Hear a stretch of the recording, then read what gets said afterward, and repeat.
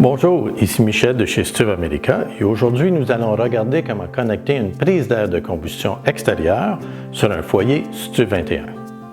Alors allons-y. La famille des foyers STUV 21 peut générer de très belles flammes.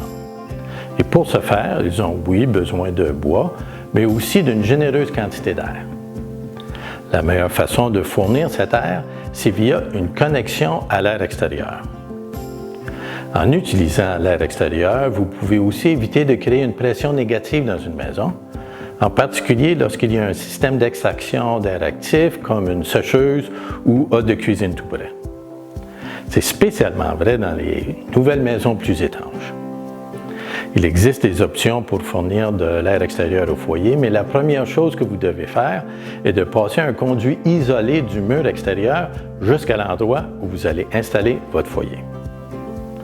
Généralement, un conduit de 4 pouces de diamètre est efficace tant que le conduit ne dépasse pas 20 pieds de long et qu'il n'a pas plus de 2 coudes. Si c'est plus long que ça ou vous avez plusieurs coudes, vous devrez envisager un diamètre plus grand. Dans les zones climatiques plus froides, comme ici au Québec, si possible, formez une loupe dans le conduit ou installez un col de cygne sur le mur extérieur, car ceci vous aidera à réduire la circulation d'air froide à l'intérieur du système lorsque le foyer n'est pas utilisé et empêchera une possible condensation en raison des différences de température en hiver. Maintenant que vous avez acheminé le conduit au foyer, vous devrez le raccorder à l'air d'une boîte d'étanchéité. Les boîtes d'étanchéité sont des accessoires que vous pouvez commander séparément pour permettre une connexion directe du foyer à l'air extérieur. Ils se fixent simplement avec des vis dans la partie inférieure de la chambre de combustion sous l'ouverture du foyer. Dans le cas d'un modèle double face dans lequel on peut voir à travers, il vous faut 2 boîtes d'étanchéité, dont une sous chaque ouverture. Vous devrez garder à l'esprit qu'une hauteur minimale de 12 pouces entre le sol et l'ouverture du foyer est requise pour l'intégration des boîtes d'étanchéité. Vous pouvez aussi commander avec l'unité des pattes ajustables. Ces pattes sont un moyen simple et rapide d'obtenir la bonne hauteur. Pour connecter le conduit d'air à la boîte d'étanchéité, vous avez le choix entre 4 options, comme vous pouvez le voir ici.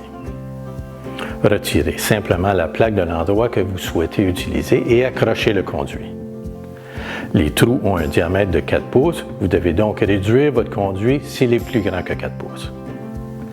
Dans le cas des modèles double face, connectez simplement le conduit d'air à une des 2 boîtes et faites ensuite passer un conduit entre la première et la deuxième boîte.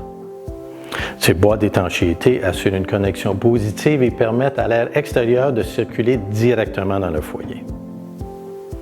Une dernière chose que vous devez peut-être envisager est de commander un clapet d'air pour le conduit.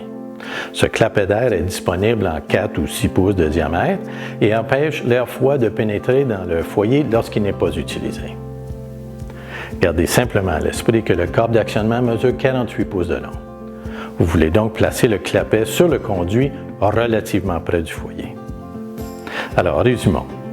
Un conduit d'air de combustion extérieure est un excellent moyen d'acheminer l'air de combustion vers le foyer sans assécher l'air à l'intérieur de la maison ou créer une pression négative.